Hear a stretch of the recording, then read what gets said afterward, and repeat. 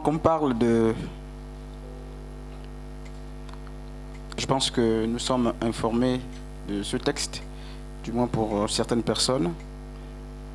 Le Seigneur me l'a encore mis à cœur depuis hier. Je voudrais qu'on le voit justement en détail. Nous parlons, n'est-ce pas, des grands enseignements tirés de la vie de Naaman, le général lépreux. Les grands enseignements tirés de la vie de Naaman, le général lépreux. Et je vais nous présenter 4 ou 5 éléments qui seront justement nécessaires, moi, selon du moins la sensibilité que le Seigneur a mise dans mon cœur. Pourrez voir autre chose entre-temps. Alors, c'est une exhortation et Dieu fait bien de nous donner cet enseignement, cette exhortation au matin de l'année, alors que tout est totalement mis à plat. Et je voudrais justement que la vie de Naaman justement le général lépreux, soit pour nous un enseignement. Je voudrais que Dieu nous enseigne au travers justement de ce texte, que chacun trouve quelque chose dans ce qui sera dit. Et entre-temps, je lirai aussi, n'est-ce pas, le texte de 2 Samuel 15 à partir du verset 30 jusqu'à 37. Si je ne le lis pas, je vais le commenter en quelques secondes, parce qu'une partie justement de ce texte fait partie des éléments que je voudrais qu'on voit dans la personne de Naaman. Alors Naaman, c'est le général syrien. 1 Roi chapitre 5. 2 Rois, pardon, chapitre 5. À partir du verset 2 Rois chapitre 5 à partir du verset 1er. Donc la Bible nous fait comprendre justement que c'était le chef de l'armée du roi de Syrie. Donc Naaman n'était pas le roi, mais Naaman était le chef de l'armée du roi de Syrie. Et parce que la lecture est longue, vous la lirez chez vous, je vais justement donner les parties les plus importantes, ou du moins les quelques portions des enseignements retenus qu'on peut tirer de la vie de cet homme lépreux. Mais il faut rappeler que très souvent, lorsque plusieurs prédicateurs évoquent la personne de Naaman ou du général Naaman, ils mettent l'accent sur sa lèpre. Ils mettent l'accent sur sa lèpre et après ils présentent l'épisode où il est chez le prophète, où il va se laver ou plonger cette fois dans l'eau sale pour, n'est-ce pas, être guéri. Très souvent, ce sont ces enseignements qui nous sont justement présentés par les hommes et les femmes de Dieu, alors que Naaman cache aussi d'autres réalités. Naaman, au-delà de la lèpre, est une personne, n'est-ce pas, de qui on peut s'inspirer pour mener une vie de réussite, ou du moins une vie pleine, n'est-ce pas, de succès. Alors, je vais aller très vite et j'aimerais qu'on retienne au-delà de la lèpre, n'est-ce pas, de Naaman. Je ne vais pas d'abord parler de la lèpre de Naaman, et c'est même pas justement ce point qui m'intéresse. La lèpre de Naaman n'est pas d'actualité pour moi aujourd'hui. Je suis en train de parler d'autre chose. Et parmi les 5 points justement qu'on va voir ce matin, il y a que Naaman, général, la Bible nous fait comprendre que la Syrie, du moins pour ceux qui ont beaucoup lu, le peuple syrien nageait ou naviguait dans l'échec, dans le chaos. Avant Naaman, le général, il y avait d'autres généraux qui étaient là, qui occupaient justement le poste que Naaman a occupé.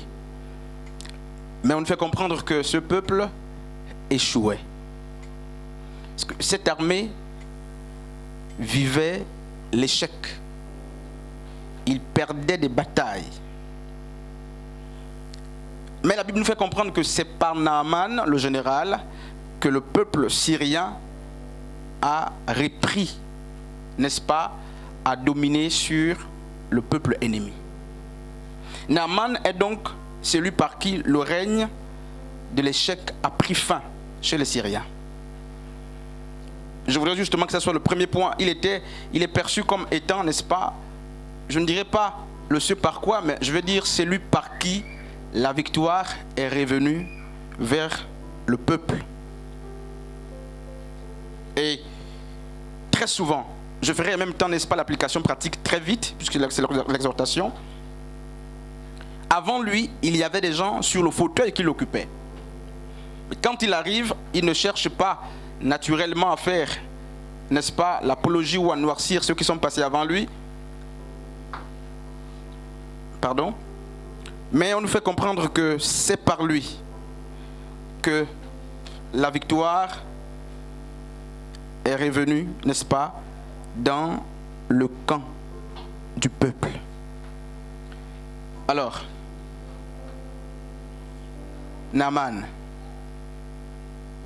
c'est celui-là justement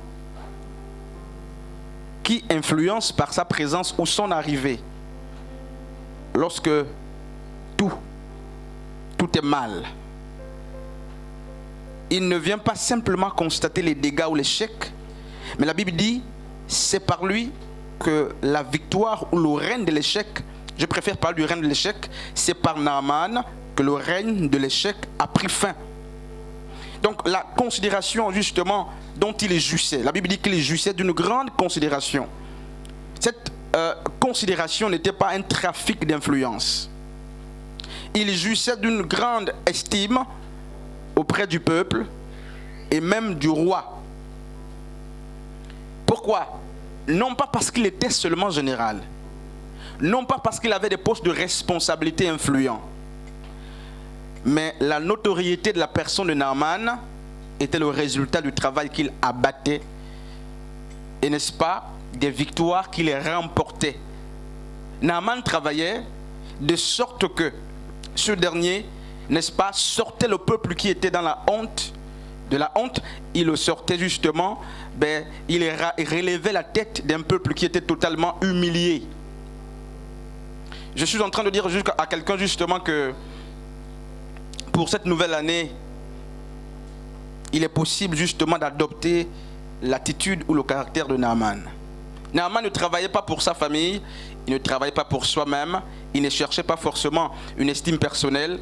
Naaman, c'est celui qui faisait justement gagner le collectif. Il faisait gagner justement l'équipe, l'armée. Et c'est pourquoi justement il était aimé de tous. Il était non seulement aimé de tout le monde, mais il était aussi aimé, considéré par le roi. Je suis en train de dire que l'estime que nous cherchons très souvent, derrière laquelle nous courons, la notoriété que nous cherchons très souvent, comment est-ce que nous la cherchons? Est-ce par des fins inutiles? Est-ce par des trafics? Ou est-ce que c'est notre travail qui nous amène à être considérés? Naaman était considéré non pas parce qu'il avait une place à côté du roi, mais par le travail qu'il abattait nuit et jour. Alors combien parmi nous aussi peuvent se prêter justement à l'exercice de la personne de Naaman pour chercher, non pas à réclamer des honneurs, non pas à réclamer d'être acclamé, d'être vu, d'être considéré. Naaman ne cherchait pas ces choses.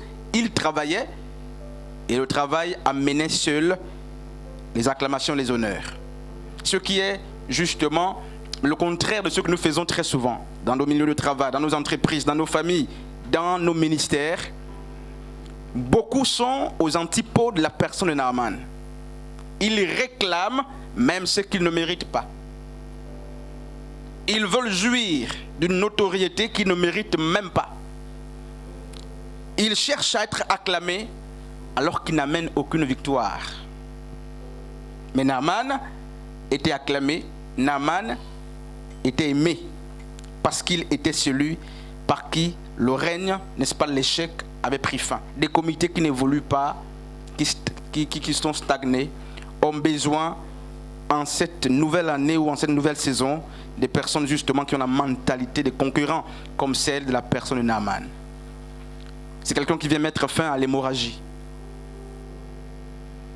Et nous avons besoin justement de ces responsables qui viennent mettre fin à un cycle ou à une saison. Amen.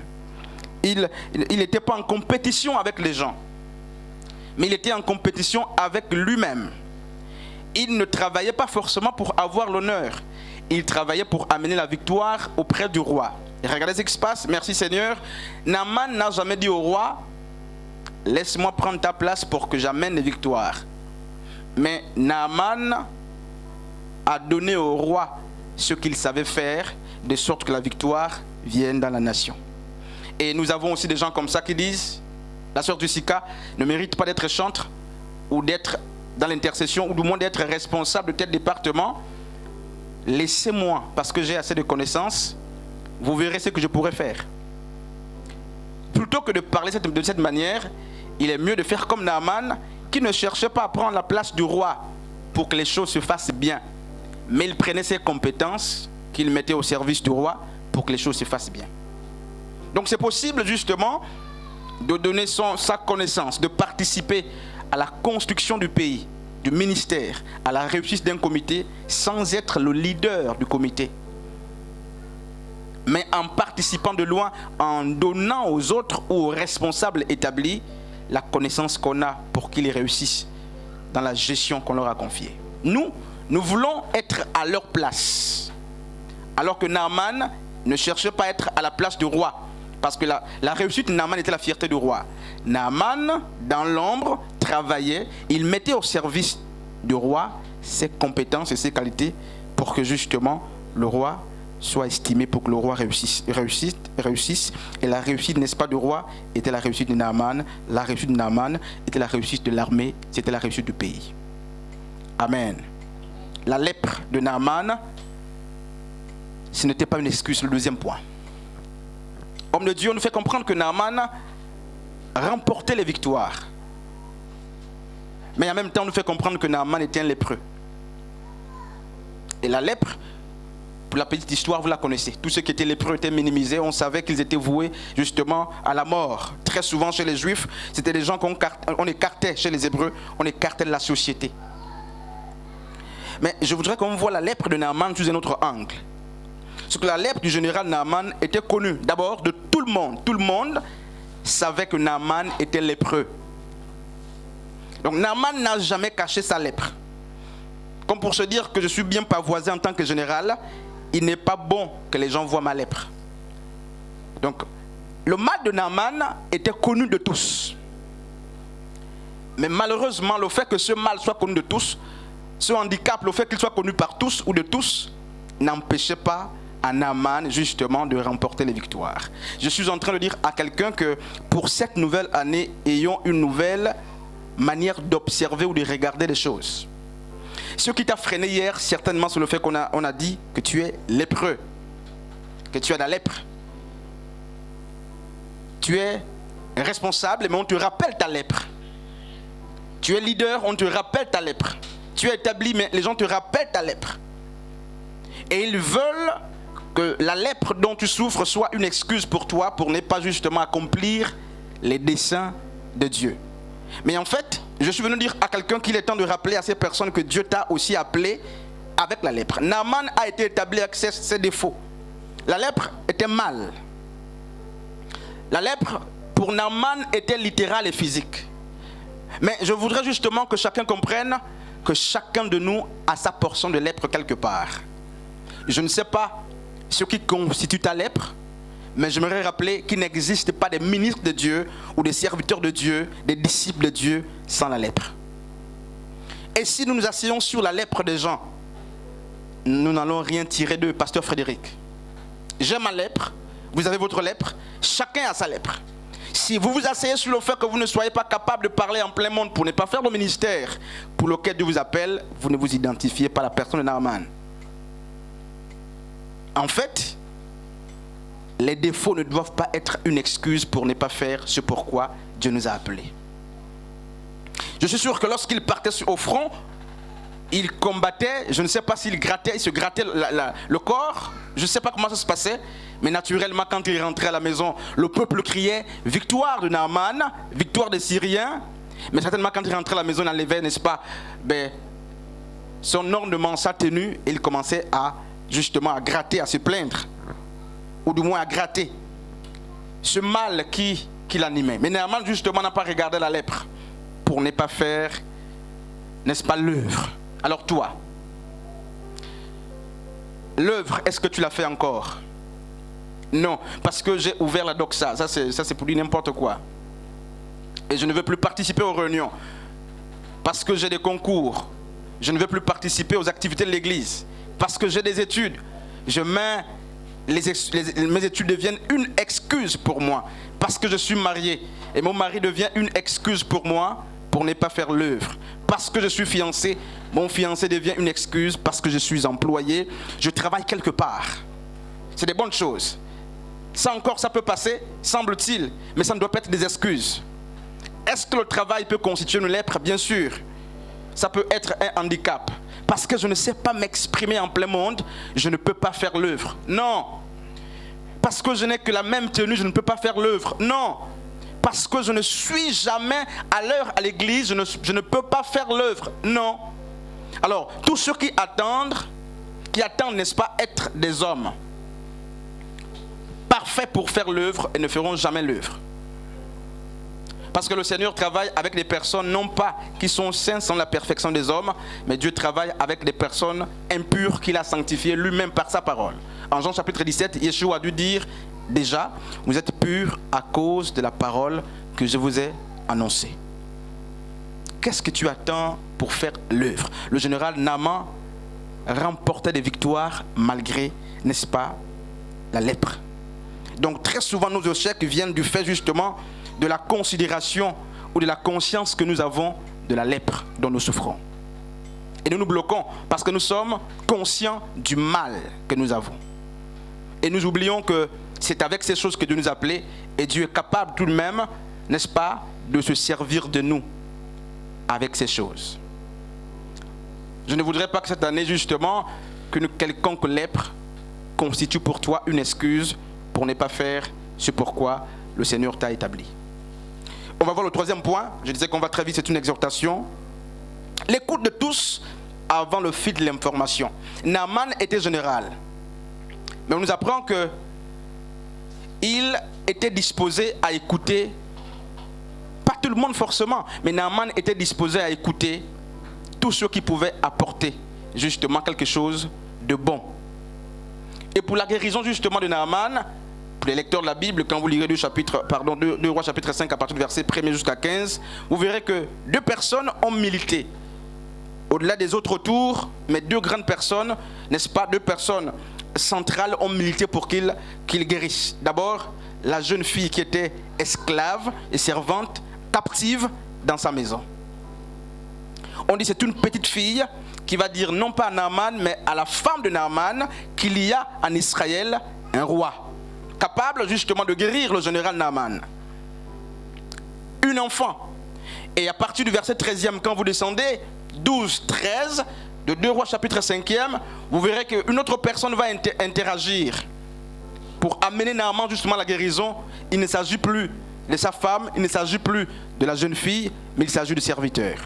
Qu'est-ce que je suis en train de dire? Naaman n'est pas ce responsable établi et qui ne craint que les pasteurs. Naaman ne craignait pas que le roi. Naaman n'écoutait pas que le roi. Naaman écoutait tous ceux qui étaient capables de lui apporter quelque chose. J'espère que tout le monde vraiment prend des notes et je vais vérifier. Naaman a prêté l'oreille à la jeune fille servante qui était dans sa maison. Il ne l'a pas méprisée. Il l'a écouté, il a suivi le conseil de la jeune fille esclave, captive. Et lorsqu'il arrive justement en Israël, il est buté. Parce que les recommandations, semble-t-il, ne collent pas avec ses exigences en tant que général. Et là, il va être repris par le serviteur. Alors, toi, qui est-ce que tu écoutes? Tu écoutes qui? Est-ce que dans ta qualité, justement, à ta qualité de responsable, dans tes fonctions de pasteur, tes fonctions d'anciennes, de responsable, est-ce que tu es aussi amené à écouter tous ceux qui peuvent apporter, peu importe leur niveau? Est-ce que nous sommes aussi amenés à écouter même les gens qui sont plus petits que nous, qui à première vue, semble-t-il, ne peuvent rien nous apporter? Naaman a dû écouter une esclave, une jeune fille en plus. Il y a beaucoup parmi nous qui n'écoutent que leurs responsables. Et dans la configuration de l'église actuelle, quand vous vérifiez, beaucoup n'écoutent que les leaders. C'est-à-dire qu'ils n'ont de crainte que pour le leader et pour Dieu. Et puis tous ceux qui sont établis après le leader, semble-t-il, ils ne les écoutent pas. Il y a des frères qui ont eu des rêves sur vous, vous n'écoutez pas. Des sœurs qui ont eu, vous n'écoutez pas. Des autres qui ont prophétisé, vous n'écoutez pas. Mais ils attendent, ou nous attendons que cela vienne du roi. Non, Naaman écoutait le roi. Naaman respectait le roi. Il tendait l'oreille au roi. Mais Naaman écoutait aussi les enfants. Naaman écoutait aussi ses serviteurs. Et cela a valu justement la guérison de la personne de Naaman. Qui est-ce que tu écoutes? Est-ce que tu écoutes seulement des personnes qui sont justement au même niveau que toi, qui ont la même taille que toi? Ou est-ce que tu écoutes, tu donnes ton oreille à tous ceux qui sont capables de t'apporter quelque chose? Et j'étais en train de, alors que je lisais, je me suis rendu compte que très souvent, les secrets de l'explosion de nos ministères, les secrets de l'explosion de nos projets ne se trouvent pas forcément dans les mains des alliés les plus proches ou dans les mains des personnes qui ont la même taille que nous dans les fonctions. Très souvent, Dieu met ses secrets dans les cœurs des personnes viles pour nous apprendre le sens de l'humilité. Et si nous n'allons pas vers ces dernières, jamais nous n'allons connaître de succès. Naaman n'a pas trouvé la guérison auprès du roi qui était supérieur à lui. Mais Naaman a trouvé la guérison parce qu'il a écouté. Parce qu'il a écouté, n'est-ce pas, une esclave, une jeune fille, une femme captive d'abord, et ensuite parce qu'il a écouté son serviteur. Amen. Et je vais finir avec un point où je vais justement prendre l'avant-dernier point, parce que je voudrais lire aussi 2 Samuel. C'est la gratitude. D'autres parleront, n'est-ce pas, de l'esprit de reconnaissance. La gratitude a disparu. Et même lorsque les gens vous disent merci aujourd'hui, c'est du bout de lèvres. Jésus a dit un jour, ce peuple m'honore de lèvres, mais son cœur est éloigné de moi. Il y a des honneurs qu'il ne faut pas tout de suite accepter. Mais il faut, lorsque vous les entendez ou vous les voyez, il faut vérifier si ces honneurs sont justement en conformité avec les réalités des cœurs. Il y a des gens qui vous disent, je te bénis, je te remercie. Mais leur cœur n'a jamais dit ces choses-là. C'est les lèvres qui bougent. Mais leur cœur est éloigné. Et très souvent, la reconnaissance, même en milieu chrétien, elle n'existe presque plus. Parce que les gens pensent que les actions que les autres autour posent en leur faveur sont pour eux de la méritocratie. Ils pensent qu'ils méritent des actions qu'on pose. Lorsque un frère prend 500 francs, il te donne. 200, il te donne. Il semble que c'est insignifiant, parce que tu as certainement plus que ça. Mais à l'instant, tu avais besoin de cet argent-là, ou de cette somme insignifiante, mais la moindre des choses voudrait justement que tu sois reconnaissant. Et quand on parle de la reconnaissance, on parle de la reconnaissance dans l'instant présent, dans l'instant à venir, dans le moment à venir. La reconnaissance n'est pas que sur le champ présent, parce que beaucoup disent, si tu veux, je te rends ce que tu m'as donné hier. Ça, c'est des langages de perroquet, permettez l'expression, et c'est des orgueilleux qui disent ça. Vous ne pouvez jamais rendre un bien qui vous a été fait hier, même s'il est insignifiant, parce que moi, si je veux que tu rendes ce bien, je te demande de répartir à hier, donc de ramener le jour. Donc le jour passé, l'heure, la période, la circonstance dans laquelle tu es, ou du moins dans laquelle tu étais, si du moins tu es capable de rendre ce que je t'ai fait hier. C'est impossible. Et très souvent, il y a beaucoup de personnes comme ça. Tu m'as donné de l'eau chez toi hier. Alors si tu veux, je te rends de l'eau. Nous ne sommes pas hier. Alors si tu es capable de ramener hier, ramène-le. Et tu rends le verre d'eau que je t'ai donné. C'est impossible. il nous faut être reconnaissants. 1 Corinthiens chapitre 6, Paul dit, les ingrats n'hériteront pas le royaume des cieux. La gratitude est un sentiment qui ne doit pas varier, mais vous devez l'avoir dans de bons comme dans de mauvais moments. Nous devons apprendre justement à être reconnaissants, peu importe justement ce qu'on nous a apporté comme bien, peu importe la nature justement ou la taille de l'action qu'on a posée en notre faveur. Combien parmi nous sont-ils encore, n'est-ce pas, dans la reconnaissance? Combien peuvent-ils dire aujourd'hui, je suis un homme de reconnaissance? J'ai vu des gens qui m'ont dit, homme de Dieu, que je devais grandir. Je dis à quelqu'un, mais tu grandis sur mes mains. Vous voyez? Et je vais dire le nom par discrétion. Et la personne me dit, même si tes mains n'étaient pas là, je devais grandir. En fait, comme pour dire que je suis fait pour grandir, que tu sois là ou pas, je devais grandir. Mais c'est faux. Même si tu n'étais pas, je devais grandir. Mais la personne oublie justement qu'elle est dans mes mains en train de grandir. Et c'est peut-être le chemin que Dieu a tracé pour que tu grandisses. Mais dire que tu étais forcément appelé à grandir, certainement oui, mais tu pouvais grandir autrement. Et même mal. Frères et sœurs, soyons reconnaissants. Et regardons ce qui se passe. Maman Ashley me fait du bien. Et lorsqu'elle pose une action qui semble-t-il ne cadre pas avec mes convictions personnelles, très souvent, le cœur de l'homme est amené même à noircir le bien qu'elle nous a fait hier. Ou du moins, si elle ne conjugue plus, n'est-ce pas, les mêmes valeurs que hier, ce qui vous a plu hier, si elle change de facette et qu'elle parle un autre langage, on ignore très vite ce que la personne nous a fait hier. Et on ignore le bien que la personne nous a fait, donc on noircit non seulement le bien qu'elle nous a fait hier, mais on noircit en même temps la personne avec son bien. La personne peut devenir noire, mais le bien ne peut pas devenir noir parce que la personne a dû changer. Elle reste ce qu'elle est.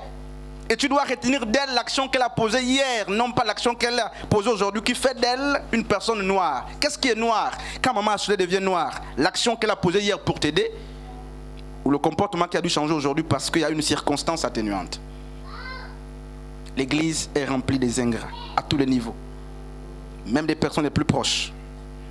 Parce que pour certains, ils méritent les actions qu'on pose vis-à-vis d'eux. Nous ne devons rien à personne. Et le bien qu'on fait aux autres, on le fait par amour.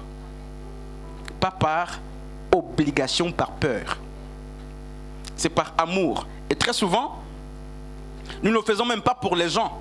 Nous le faisons parce que c'est une recommandation de Dieu. Si on s'asseyait sur les caractères des gens, certainement le bien ne devait plus se faire. Mais je fais du bien même aux gens dont je connais la moralité.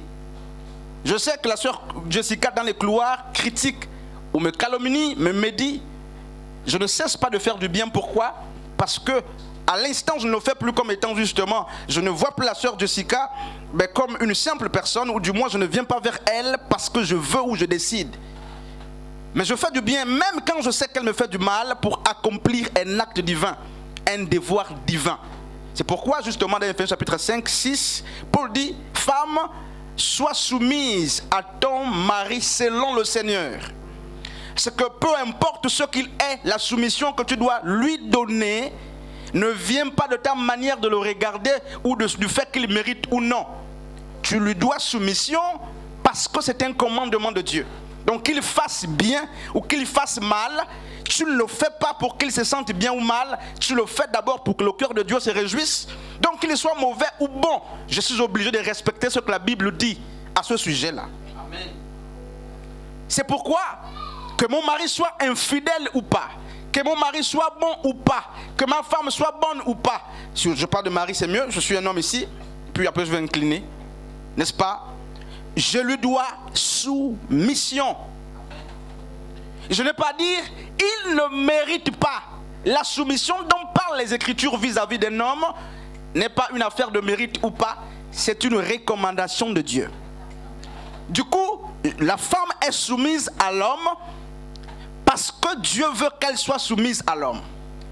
Ce n'est pas parce que mon homme ne découche pas que je dois